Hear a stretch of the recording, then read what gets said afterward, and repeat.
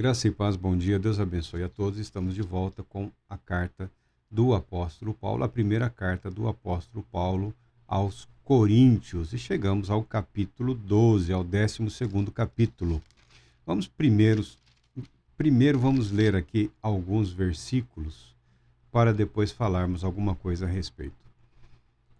Diz assim: a respeito dos dons espirituais, não quero, irmãos, que tenhais desconhecimento. Sabeis que, quando éreis pagãos de uma maneira ou de outra, fostes fortemente atraídos para os ídolos mudos. Portanto, eu vos afirmo que ninguém que fala pelo Espírito de Deus pode dizer: maldito seja Jesus. Da mesma forma, ninguém pode declarar: Jesus é Senhor, a não ser pelo Espírito Santo. Existem diferentes tipos de dons, mas o Espírito é o mesmo. Existem várias formas de ministérios, mas o Senhor é o mesmo. E há diversas maneiras de atuação, mas é o mesmo Deus quem efetua tudo em todos. Graças a Deus pela sua palavra. Que o Espírito Santo nos oriente neste momento de reflexão, nos concedendo discernimento e sabedoria. Polêmica. Alguns usam a palavra de Deus contra o povo de Deus, tá? Alguns usam as suas limitações pessoais para impor aos outros os seus próprios limites. Não é porque uma pessoa atingiu certo conhecimento escriturístico da palavra de Deus que todos têm que alcançar aquele mesmo padrão de conhecimento. E aquele padrão de conhecimento desta ou daquela pessoa também não pode ser considerado o limite para o conhecimento dos demais. A palavra de Deus não está fechada.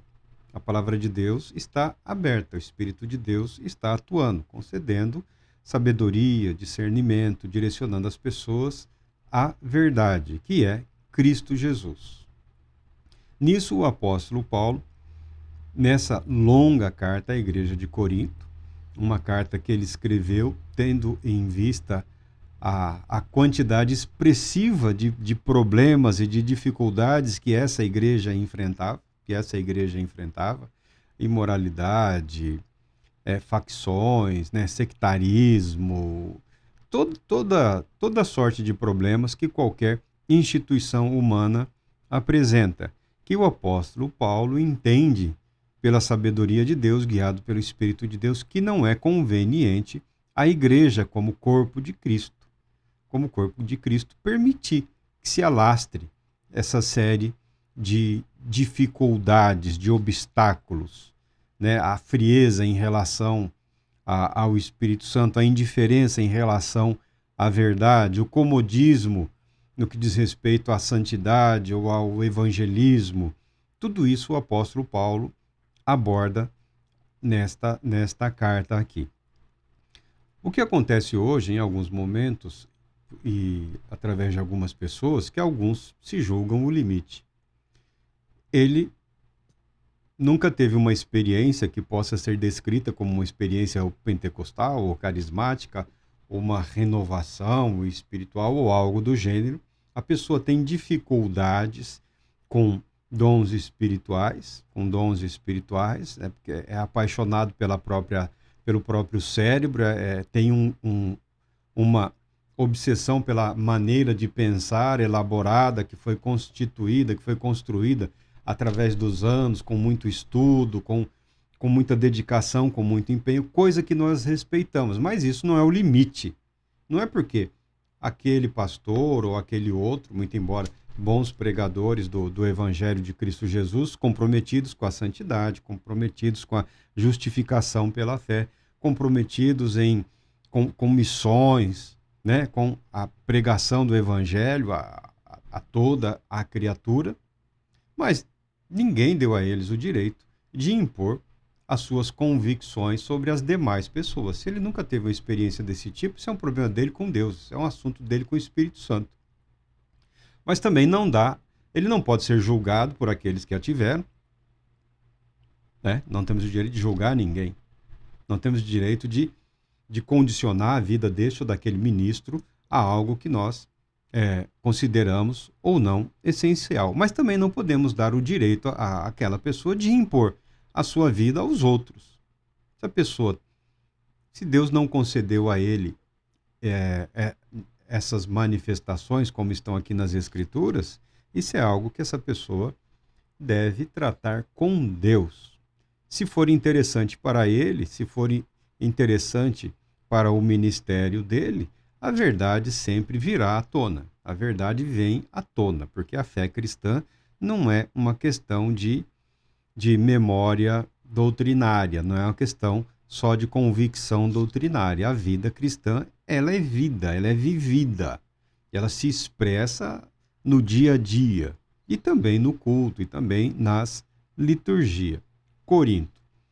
Pelas palavras do apóstolo Paulo, ele diz aqui, não quero, ele começa de uma maneira elegante. Quando o apóstolo Paulo começa, ele é sempre elegante, é sempre educado, mas quando ele começa um tema polêmico de uma maneira elegante, é que ele vai abrir para chamar o povo à responsabilidade, ao compromisso. Ele fala a respeito dos dons espirituais, não quero que tenhais desconhecimento, ou seja, algumas coisas que estavam ocorrendo na igreja de Corinto não têm relação com os dons espirituais, conforme o apóstolo Paulo entendia, conforme ficou registrado nas Escrituras, que constitui o mover do Espírito Santo, que constitui uma manifestação, uma operação, uma realização do Espírito Santo na vida dos cristãos, na vida da Igreja de Cristo. Porque todo dom, todo ministério, todo serviço, ministério é uma palavra que significa serviço, o ministro do Evangelho é servidor do Evangelho, tá? Só nos dias de hoje, uma palavra que significa servidor ou escravo do Evangelho tem uma conotação de elevação. Não, é alguém que deve viver debaixo da autoridade do Evangelho. O ministro do Evangelho é aquele que vive debaixo da autoridade do Evangelho. A autoridade do ministro, ela não é direta, ela é decorrente da sua submissão ao Evangelho de Cristo Jesus. Os dons espirituais, da mesma maneira, ocorrem, com a mesma sintonia, com o mesmo propósito. Ou seja, uma pessoa ou várias pessoas ou um grupo de pessoas recebem dons com o objetivo de edificar a todos, a toda a igreja. Uma pessoa ou um grupo de pessoas recebe a manifestação ou a operação de um dom já dado, já distribuído, com o objetivo de abençoar o grupo. O Espírito Santo, realizador de todas as coisas, através de uma ou mais pessoas, realiza sinais e prodígios com o objetivo de edificar a igreja. É sempre a atuação do Espírito Santo através de indivíduos, através de pessoas, com o objetivo de edificar a igreja como um todo, tá? Não é assim, o top 10 dos dons espirituais. Não existe isso, não é esse o pensamento. Então a igreja de Corinto tinha algumas dificuldades. O que nós vemos que o texto aqui nos mostra? Uma coisa boa são essas Bíblias de estudo. O material é de qualidade, né? Tem uma série de ajudas aqui, é interessante, mas via de regra, os autores fogem do texto quando chega em pontos polêmicos. Quem gasta dinheiro com uma Bíblia de estudo porque está tendo dificuldade em algum ponto polêmico, vai descobrir que gastou dinheiro desnecessariamente, porque via de regra, todos fogem dos pontos polêmicos. Trata alguma coisa superficialmente e vai embora, tá? Eu, pessoalmente, não faria uso de Bíblias de estudo, não fosse a qualidade do material dessas Bíblias. Eu entendo que os estudos ficam melhor nos dicionários, nos comentários, nas enciclopédias, nos livros de teologia e por aí afora. O resumo do resumo do resumo, às vezes, pode criar embaraço. Sabeis que quando éreis pagãos, de uma maneira ou de outra, fostes fortemente atraídos para os ídolos mudos. O apóstolo Paulo combate a idolatria. O apóstolo Paulo ataca a idolatria. O apóstolo Paulo considera a idolatria um dos mais graves pecados que a humanidade pode cometer. contra Deus. Ou seja, tentar simplificar ou resumir Deus através de uma criação artística, de uma escultura, disso, daquilo outro. O apóstolo Paulo se ofende e se mostra profundamente indignado. Por que ele fala dos ídolos mudos? Porque não está vivo, não tem vida, não tem poder em si, uma escultura, uma obra, ainda que seja uma obra de arte, ainda que seja muito bonito, ainda que tenha a ideia de levar a mente a transcender para outro pensamento, não, é proibido. Se é proibido, não vamos fazer. Esse é o pensamento do apóstolo Paulo. Ele apresenta os ídolos como mudos. Há um fato que algumas pessoas tendem a ignorar. Alguns dons, não só na igreja de Corinto, como também nas igrejas, ou em parte das igrejas nos dias de hoje, não foram despertados, não foram desenvolvidos, não foram operacionalizados, não foram conduzidos, guiados pela atuação do Espírito Santo. Alguns dons foram despertados num ambiente diferente do ambiente da igreja cristã.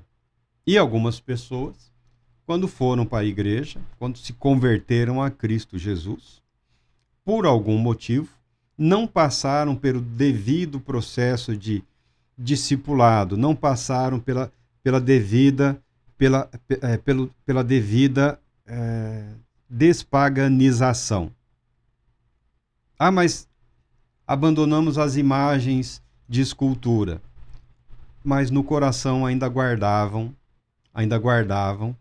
consigo algo que pertencia ao passado. E alguns dons dizem respeito, eu já vi isso mais de uma vez, e conseguimos identificar algumas manifestações. Não estamos falando aqui das fraudes, não estamos falando aqui da mentira, não estamos falando aqui do exibicionismo, da papagaiada, não estamos falando aqui das alucinações, não estamos falando aqui dos delírios, não estamos falando aqui dos falsos ou dos mentirosos. Estamos falando de pessoas que, muito embora bem intencionada, tiveram seus dons despertados em outras práticas religiosas que não o cristianismo, e quando se converteram, vamos acreditar que tenham se convertido. E quando se converteram, quando se voltaram para Cristo Jesus, talvez por pressa, talvez pela necessidade da própria igreja de ter alguém ou a manifestação de algum dom. É você, Deus te mandou porque estamos precisando. Esse é um pensamento equivocado de alguns, né, da pressa. Eu sei até já morreram, né? Mas quando teve um despertamento, um avivamento, abandonaram o seminário, já foram para as fileiras do ministério, e com o passar dos anos, o despertamento, o avivamento perdeu vida, o despertamento virou uma sonolência de novo, e aqueles homens que, se tivessem concluído o seu treinamento, se tivessem terminado o seu adestramento teológico, poderiam ter sido úteis à obra de Deus de forma muito mais plena e permanente do que o foram. Porque abriram mão de um período necessário de preparação para o serviço cristão. O discipulado é necessário com vistas também a uma purificação intelectual, não é uma questão de você esquecer o que aprendeu, não é uma questão de você abandonar aquilo que Deus te concedeu, não importa onde. Se foi através de estudo, se foi através de trabalho, se foi através de uma espiritualidade, ainda que equivocada. É um dom. Ele tem uma utilidade, mas para ter utilidade na igreja de Cristo Jesus, ele precisa estar debaixo do senhorio de Cristo Jesus e completamente submisso à atuação, operação, manifestação, realização do Espírito Santo. Algumas pessoas, eu não tenho absolutamente nada contra ao que se chama hoje de culto afro-brasileiro. Você fala, mas que é isso? culto afro-brasileiro, religião de matriz africana. Meu Deus, mas que coisa! São cultos, são religiões. Tem uma espiritualidade, tem uma operacionalidade. As chamadas religiões de matriz africana, mais conhecidas no Brasil como candomblé, como umbanda, né? E as diversas ramificações. Não estou estudando isso agora, talvez no futuro eu tenha condições e me dedique a estudar um pouco essa religiosidade aí brasileira, na minha opinião, com vistas à apresentação do Evangelho e à separação devida, o que é a espiritualidade cristã, o que é a espiritualidade humana, o que é ancestralidade, né? O que é cultura, tá? Então, no que se chama candomblé e umbanda, nós temos no Brasil aí o lugar onde uma diversidade de práticas, de costumes foram preservados, inclusive parte expressiva da espiritualidade africana, que influenciou, que é uma das maiores influências nas igrejas do Brasil. Tanto que a dança, ou candomblé, dança é dança, tá? Invadiu as igrejas hoje, né? As igrejas cristãs, praticamente todas, têm dança, têm candomblé, porque apresentam a dança como uma expressão cultica. É uma aberração, é uma heresia no cristianismo. Uma ordem inteira foi excomungada pelo Papa lá, de umas freiras dançarinas, né, que diziam-se tomadas pelo Espírito Santo naquele momento lá de dança, uma liturgia de dança. Uma ordem inteira foi condenada, foi excomungada pelo Vaticano lá por heresia. Mas hoje, na liturgia, na reunião para culto, não estou falando que é um baile, não estou falando que é uma festa, estou dizendo que na reunião cultica de adoração a Deus, nos diversos grupos entrou o candomblé, entrou a dança, o candomblé. Então tem o candomblé evangélico, tem o candomblé pentecostal, tem o candomblé em várias, acho que até em algumas igrejas católicas já tem a dança também, tem a dança. Eu não tenho nada contra a dança, não tenho nada contra a cultura, não tenho nada contra a chamada religião candomblé. Não tenho nada contra. Mas as escrituras não permitem ao culto cristão esse tipo de comportamento. As escrituras não permitem. O culto cristão é simples. A atuação do Espírito Santo não é uma possessão. A atuação do Espírito Santo não é uma ausência de coerência racional, lógica, objetiva, tá? E é nisso, em alguns aspectos, que nós vemos que algumas pessoas trouxeram para o cristianismo, não só nos dias de hoje, o apóstolo Paulo está enfrentando isso. Alguns dons, ou algumas manifestações, ou alguns procedimentos litúrgicos vinculados à idolatria. A idolatria. É o que o apóstolo Paulo está falando de uma maneira elegante. Isso que vocês estão tentando empurrar, isso que vocês estão tentando manter na igreja, isso tem origem de fora. Isso não é atuação do Espírito Santo. Isso não é manifestação do Espírito Santo. Esse não é o propósito de Deus para a igreja. Esse não é o propósito de Deus para a igreja de Cristo Jesus.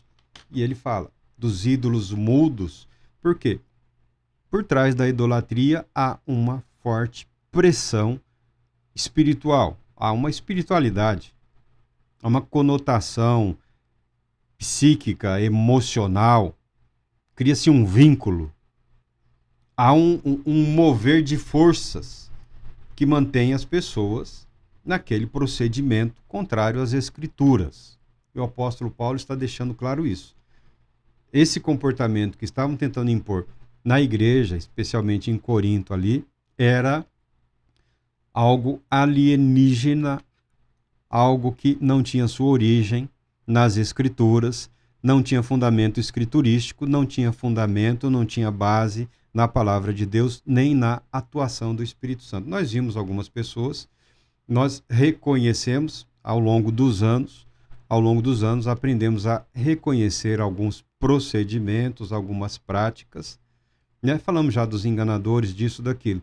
Mas hoje nós vemos, com tristeza, algumas pessoas que estão usando os púlpitos cristãos, estão usando a Igreja de Cristo Jesus para a manifestação, operação, para a atuação de dons que eles trouxeram de outros lugares.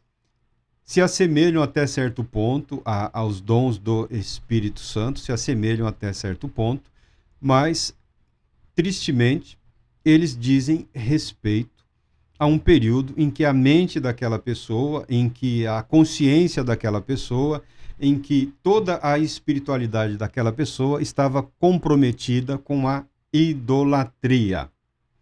Tanto que esses acabam, via de regra, o que eles falam, eu estou sendo cuidadoso aqui, né, para não ser desrespeitoso, mas tudo que eles falam é minimamente cristão. Tem sempre vistas a uma entidade, a um grupo de entidades, né, de outro lugar, de outra coisa. Eles não se libertaram dessas obsessões, eles não se libertaram das opressões, eles não se libertaram do pecado decorrente daquela espiritualidade. Não só hoje na igreja, através da história da igreja, nós vemos em vários momentos, vários conceitos estranhos às escrituras, que foram úteis para algumas pessoas durante alguns períodos específicos.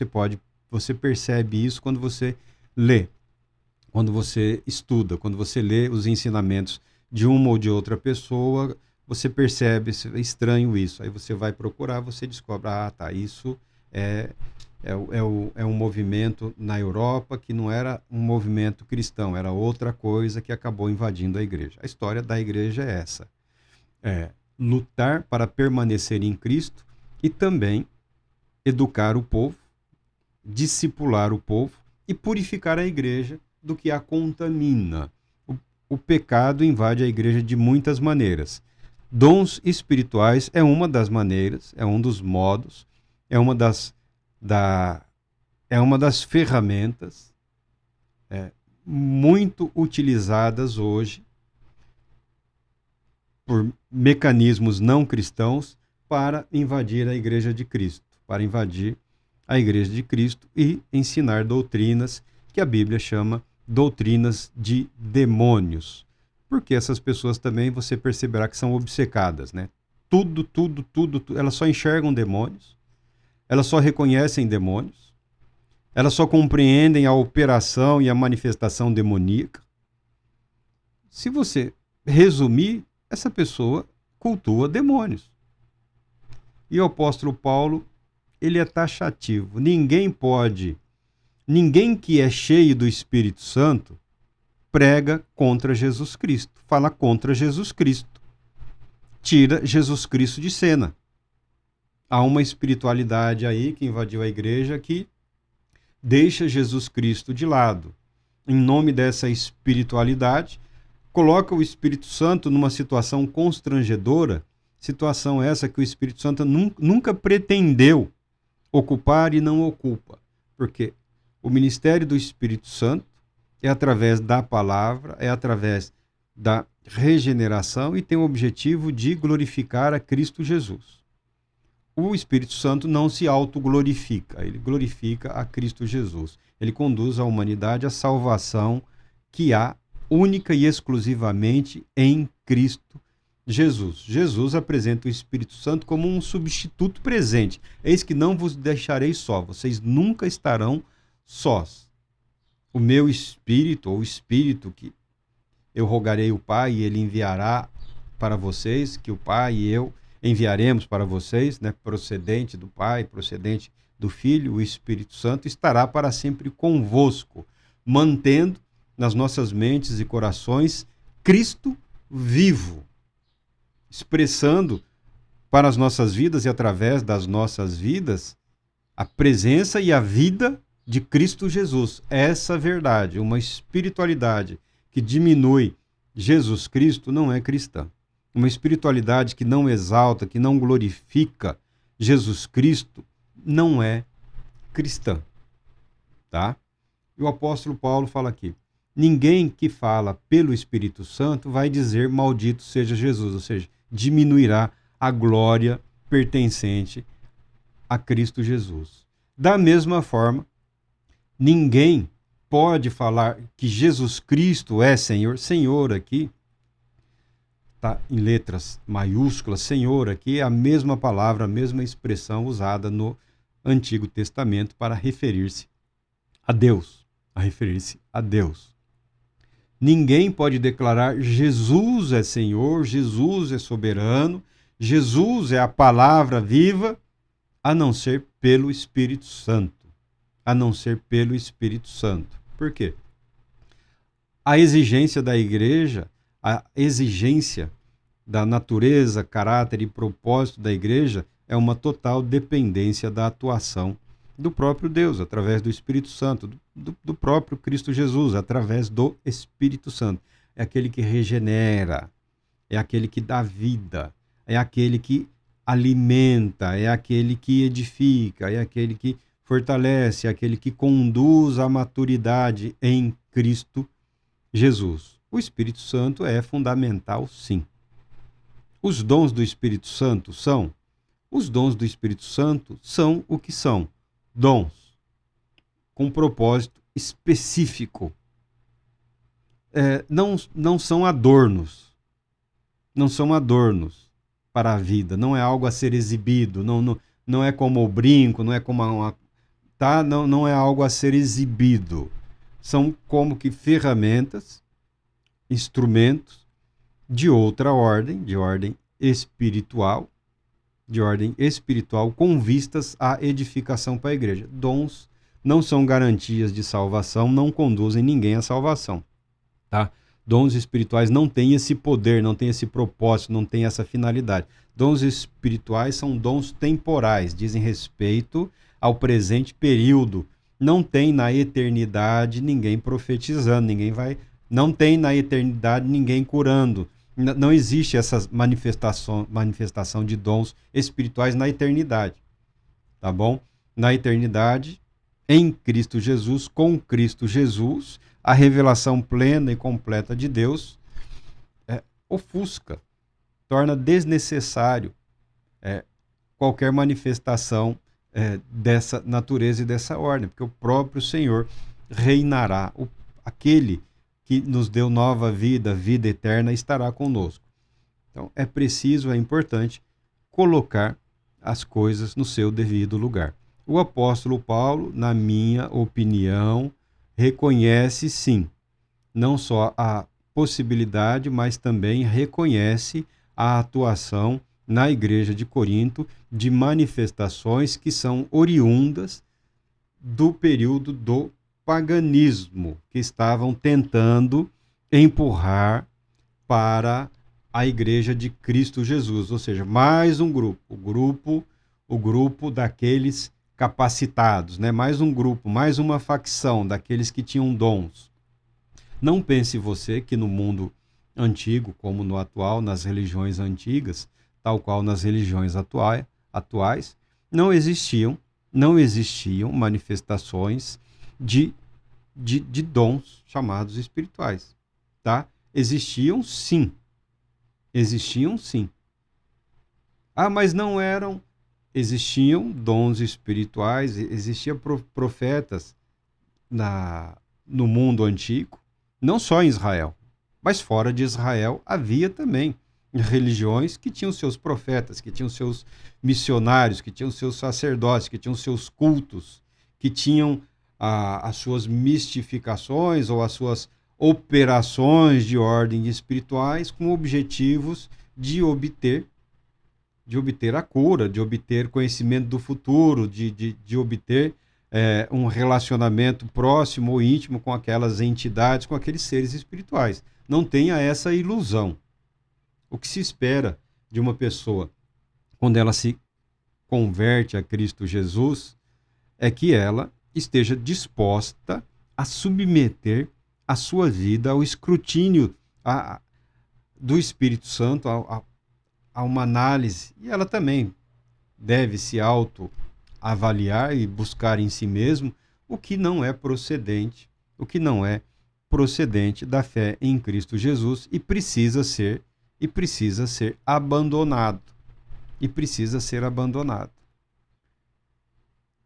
Eu tenho uma opinião